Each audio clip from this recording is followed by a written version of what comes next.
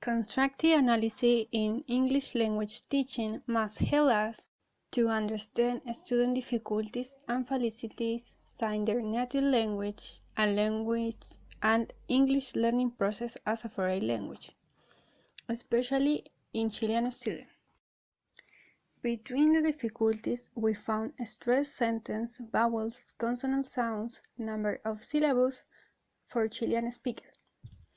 Spanish have the same 5 vowels as English, but Spanish vowels are generally shorter than English counterparts, whose are 5 pure vowel sounds, monophthongs, A, E, I, O, U, and thus are voiced.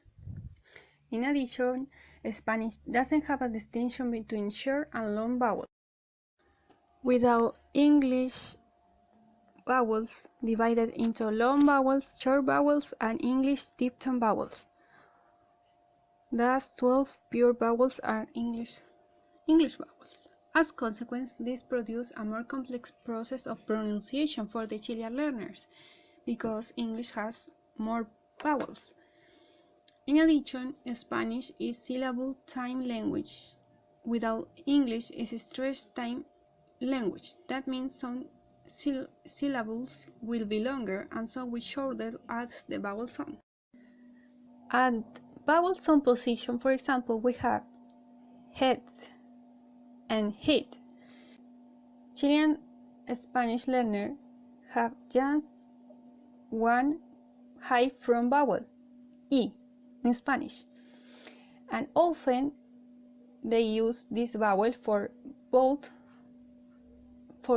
English vowels that are A and E, like in head.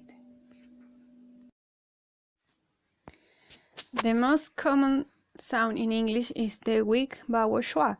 The problem is that this sound can be spelled with any vowel and should be never be stressed, which is difficult for Chilean Spanish speakers who normally stress every syllable.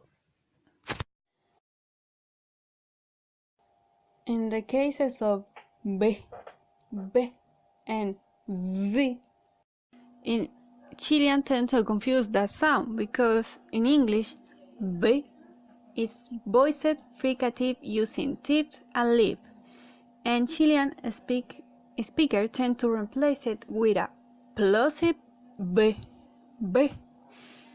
or an approximant sound using both lips. At the consonant, Chilean learners have confusion to pronounce the final S in plural and third person, whose sounds are S, C, Z.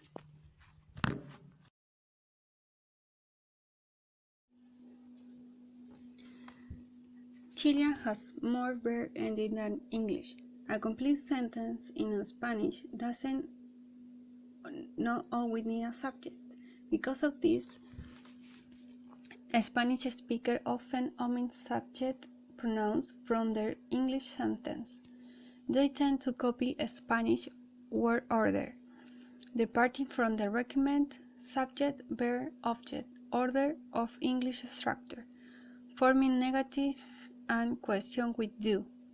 Present difficulty signs Spanish negatives and questions do not require helping verbs.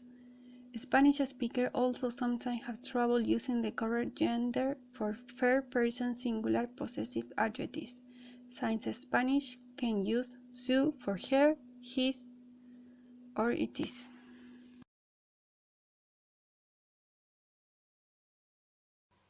For example, with the verb to talk in English, there are 5 conjugations, but the verb is only going to change one time.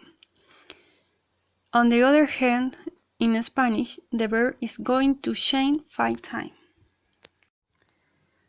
The prepositions, the English preposition in and on, are both represented in Spanish by the preposition en.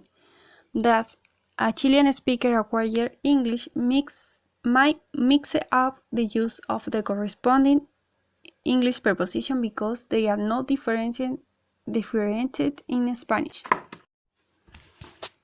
Additionally, concepts represented by preposition in English are often represented in Spanish as verbs.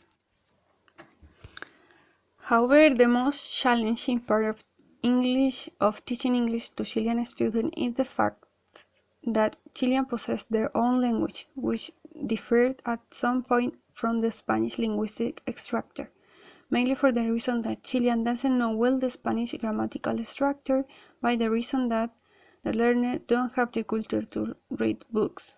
In consequence, we can use social media to teach them because most of the Chilean learners use it in class and outside the classroom.